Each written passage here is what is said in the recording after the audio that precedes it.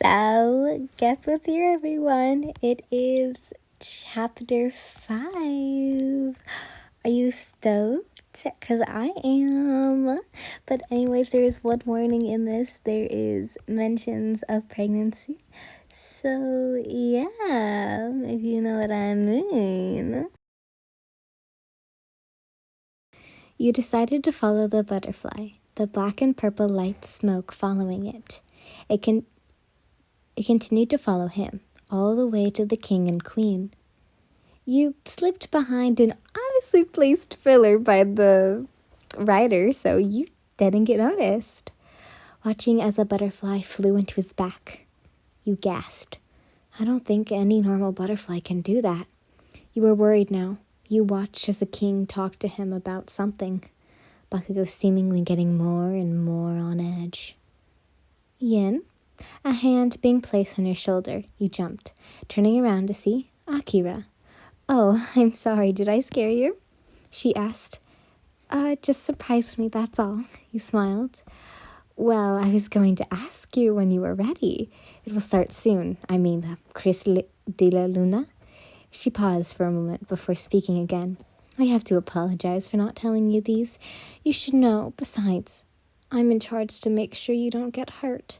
See, I hope you understand. I have been busy with helping planning my wedding. She smiled. Oh, no worries. Bakugou has been telling me these. You felt pity for her. She has so much on her plate. Well, I was hoping you're ready. It will all start soon. Once the king is done talking. A loud explosion cut her off. You looked to where it came from. Bakugou had blown up a pillar next to the king and queen, hurting the queen in the process. You gasped. You felt your hand be grabbed as a person began to run. You looked to see Akira running with a crowd of people. More explosions could be heard as screams and cryings could be heard. You shut your eyes, wanting to get out of this and hoping. I spelled hopping. Who cares? Hoping Bakugou didn't kill anyone. Yin, are you all right? Akira asked. You opened your eyes. Tears spilled from them. We should be far away from him now, she said as she hugged you. Both of you could hear a knock at the door. Who is it? She spoke. I'm a guard, Lady Akira. I'm here to inform that Bakugou has been detained. The king can decide what to do. Akira got up and walked to the door and opening it, the guard coming in. Is my fiancé and his parents all right? She asked worriedly. The prince is fine. The king is hurt. His arm and chest has been badly burnt. But sadly, the queen has passed. Both of you gasped at what you two had heard. May I speak with Bakugou? You asked, getting up.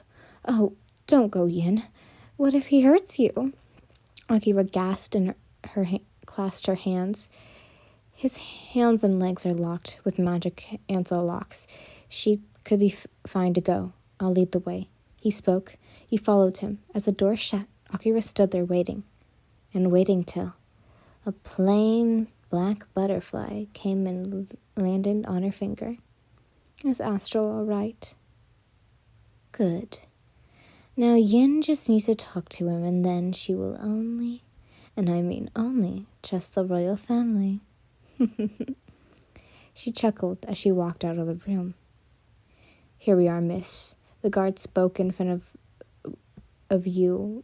Was Bakugou looking down at the ground. Could you leave for a moment? I want to talk to him in private, please. You spoke, looking at Bakugou, but you cut him off. I can handle it. You spoke. He shut the door, staying outside the room. You looked at him. His face was down. What the hell do you want, woman? He asked, gruff. What is wrong with you? Why did you do that? You asked him questions. Shut up, he spat. You looked at him in shock. Why the fuck would I care? You're just a stupid mermaid who is so stupid. Can't even do things she's supposed to do and know how to do, he spat. Tears rolled down your cheeks. Bakugou, I guess you'll stay here till the king can decide what to do. You walked towards the door, Bakugou looking daggers into your back. But once the door had closed, His mind finally became clear. Where am I? God, my head hurts. He went quiet, looking at the chains around his hands. Get me the fuck out of here, he yelled, thrashing around, the chains clanking around. God, shit. What happened to me? He asked. Lady Akira, are you here to see the king? Amanda asked as she made it to the king's room. She smiled. Yes, I am. See, I want to be sure my future father-in-law will be all right. She spoke. He opened the door and she walked in. Came from the king. Your Majesty, how are you? She asked as she pulled up a chair and sat down. Why are you here? He asked in a gruff tone. Why are you being so rude to me? I am making sure you are right, she spoke. The king sighed. Did the plan work? The king asked. Akira giggled. Of course. Astro, my beautiful butterfly, did her job. A purple and black butterfly landed on her shoulder. Then a pause. Though my plan didn't have the queen dying, she spoke, looking down. The king chuckled. No worries. Only you and I know. I'll just wait till the moon springs mermaid for her to bring her back. He spoke. No, you won't be doing anything. What? He asked. He coughed. More aggressive coughs came from the king. A butterfly came out of his mouth. After that, Akira ran to the door. Sir, go get the doctor. He's coughing too much. She teared. She smiled once. She left, going to her room. She knocked on your door, or on your room door, though, and then opening it. Are you all right? She asked. No. You sniffed. Oh, dear. What happened? She asked as she sat down next to you. You were holding a ring. I don't want to talk about it. You got up and walked over to the vanity, placing the ring down. Akira smiled. You know, why not join me for a tea party tomorrow to hopefully cheer you up? She smiled, getting up and walking to you, placing her hand on your shoulders, her hands on your shoulders, making you look at yourself in the mirror. I'm sure you could make some friends. You saw her smile. It felt like the sun, a warm light, but something felt off. She then backed up. You smiled. Well, can I ask you a question about something? You asked. What is it? She stepped closer. Were you the one who made Katsuki go crazy? She stepped closer. I know you're the only one surrounded by butterflies. You were the only one in the castle. You were now starting to get scared, since she was growing closer. Her hands swiftly connected with your neck, holding you off the ground. Oh, sweet Ian. I know you're something special. Well, of course you are. You're the Moon Springs mermaid. The one who can grant wishes. The one who can change time and space. Who lives and who dies. You realize that only the king wanted to use you to get rid of bakugou. But me? I won't tell. She then giggled. Well, I hope you enjoy seeing your friends again. You gasped as a butterfly swarmed your vision, till it all became black and purple. Once you opened your eyes, it was a lush cave full of crystals and greenery. Water had ran through from the outside. You followed the water deeper into the cave. Once at the end, you saw what looked to be 5 children. 1 a human, 1 an elf, 1 a dragon, 1 who looked like a cat, or something like that, and the last one being a naga. But a woman stuck out to you. Her hair was the same as yours. Her skin was the same as yours. You could barely hear her voice. It sounded so much like you. And there you go. She gave all the kids something before they ran to you, going through your body like you weren't even there. The woman turned to you. So, you are the next, she asked. Who? You were cut off by her. You don't have much time to speak. Then the whole cave was covered in water, her face right in front of yours. You can only grant wishes when someone asked you. You know what to do. And this was when she vanished. Wait, what do you mean by that? You yelled, panicking, looking around, but the water was slowly going away and everything turning white. Ugo, don't, it might end up bad. You heard someone speak. As long as I get her out of this thing, I don't care if I get hurt. And at that, you could tell it was Bakugou. I'm not worried about you. I'm worried that you might hurt her, the girl spat. But you're the only other person stuck in well, I don't know what the fuck that is. Bakugou spat. You finally opened your eyes to see Bakugou with a sword. He was aiming right towards you. You went to block it with your hand. You watched as Bakugou swung it towards you, the sword clank, as him sent flying back. He fell onto his butt, and the sword shattered. See, told you so, Reagan spat. She looked to be in a light purple dome thing. You looked up to see you were in the same thing. Well, I'm not the one who's stuck in whatever that thing is, he pointed at her. At least I didn't get possessed by a butterfly. A butterfly, she yelled. He looked like he was about to explode. Will you two stop? You yelled at them. They both looked at you, shock. Oh my heavens, you're awake. Reagan spoke with her hands over her mouth. Bakugou ran to the dome. You had looked at you like you had been dead. What? It looks like you've seen a ghost. You laughed lightly. You have been out for a week, Bakugou yelled. What? You asked, shocked. Yeah, but we're lucky that we've been fed, Bakugou spoke. Yeah, by who knows is the question. Bakugou spat towards her. All she did was huff. Yeah, well, I wish is to get out of here, Bakugou sighed. That's when you remembered what she said to you. You can only grant wishes when someone asks you. Katsuki. You then looked at him. Ask me that again. Both of them looked at you worried. What if you die? They both asked in unison. I don't care. I think I know what her plan is, you yelled at them. Just ask, please. I don't care if I die. I don't care who disappears. I don't care if it doesn't work. If it saves every race. You yelled at them.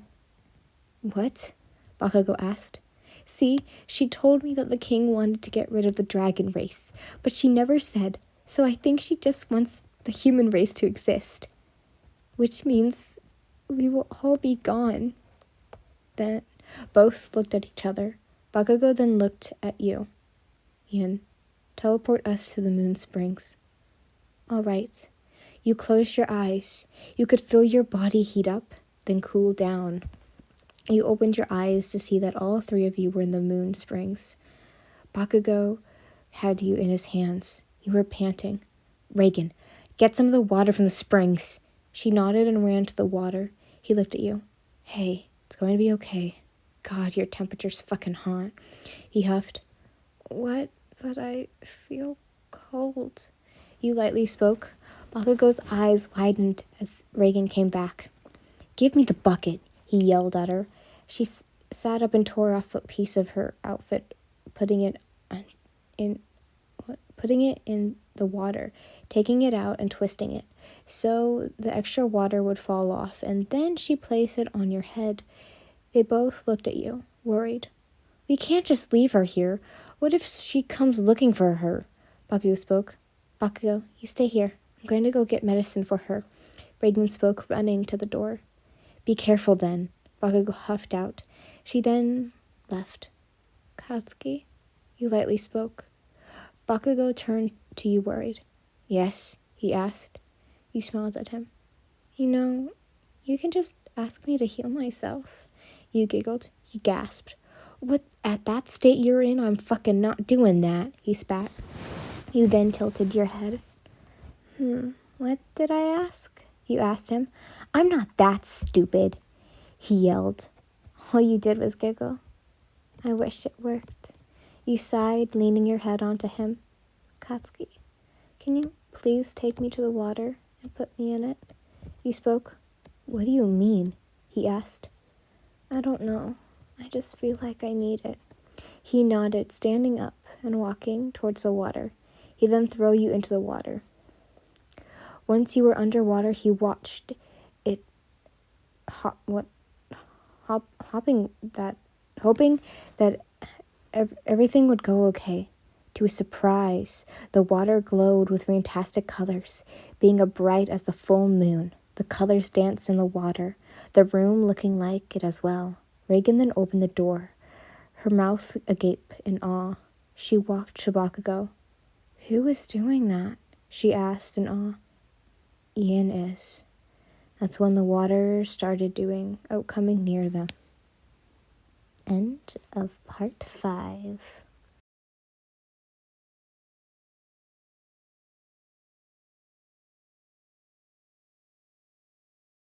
JK, you really thought I was going to work so hard on this and just give you a 15-minute episode? Haha.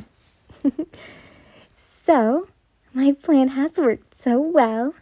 Akira laughed to herself. I am now queen, and no one gets to stop me. That stupid dragon, Moonsprings, descended on herself. She laughed as a purple and black butterfly seemingly danced. Oh, my precious Astral, she spoke as Astral landed on her hand. Soon no more of those stupid races, and only humans. She giggled. She walked to her husband's side and took his arm. Too bad you're not in your own body. She giggled, now outside on the balcony, where hundreds of thousands of people were watching. The new king then spoke. Good evening, everyone. As your new king, I declare that every race except the human should die. He spoke as everyone gasped as guards took every race except for humans. The ground soon began to shake, water coming from the castle fountain. You emerging. How dare you ruin people's and other races' lives? Humans have fallen in love with other races. That would hurt them. Akira scoffed at that comment. And why would you know? You have been given everything. Those gods have given you a gift. She yelled as the butterflies began to swarm the place. Because in her human life, she was kind and never cared for herself. Bakugo yelled as a knife came out to her neck. Guards, you yelled as everyone looked at you. Every race is free to live no matter what they are or who they look like. So, if you have captured anyone, your eyes darkened as the water bubbled, seemingly heating up. Let them go. And they did. Take her to the dungeon so she can be trialed. Bakugo spoke as to a guard that came up. Prince, you all right? Bakugo asked, pissed at the prince. Shook his head. Yeah, he spoke. You and the water came to the balcony, jumping into Bakugo's arms, turning your tail into legs. Katsuki, we did it! You cheered? I guess. But that means you don't have to stay here. He kissed your head, Reagan clapping as the kingdom cheered. A week later, you both looked to see Reagan walking up to both of you. You were hugging at that time. Well, people don't seem to want the prince to be king, so the people have wanted me to be queen. I think it's because of me being your descendant. She giggled, then she bowed.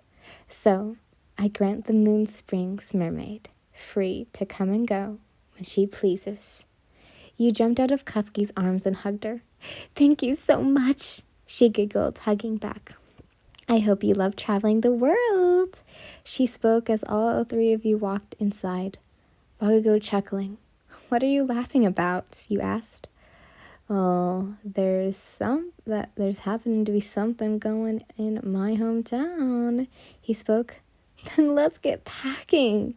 You ran to your room, Bakugo following after you. Reagan giggled at you two. Bye-bye, Reagan. You spoke as bakugou, and you left the town on horseback. She waved as both of you and Bakugou left. It had been a week till you made it to Bakugou's home, his kingdom. The place was full of dragons flying around. No worries. They just guard the place. As soon as we come to the gates, the guards froze, bowed, and opened the door, letting us in. It was fun meeting his parents, his friends. They teased him a lot. His mother and father just adored you. But now you were getting married to him. The dress suited you very well. The red wasn't what you were used to, but you loved the dress. Mina, who was Bakugou's friend, loved it on you so much she said she would kidnap you if she could. By the way, the butterflies aren't supposed to be there, but yeah. All right, let's go.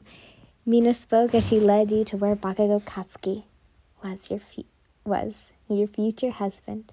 In like 10 minutes. Everyone was there.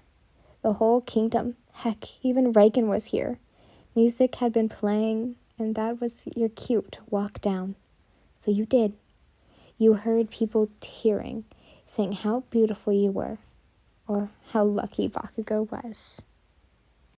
He was wearing a suit that matched yours, his cape seemingly looking like fire. Once there was the man, I can't remember what they say before the vows, then Bakugou spoke. I, Katsuki Bakugou, take you to be my wife, to have and to hold from this day forward, for better, for worse, for richer, for poor, in sickness and in health, to love and to cherish, until parted by death. This is my solemn vow. He spoke. He had this reddest blush on his cheeks.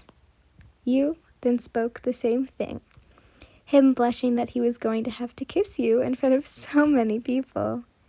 You may now kiss the priest, but I don't know.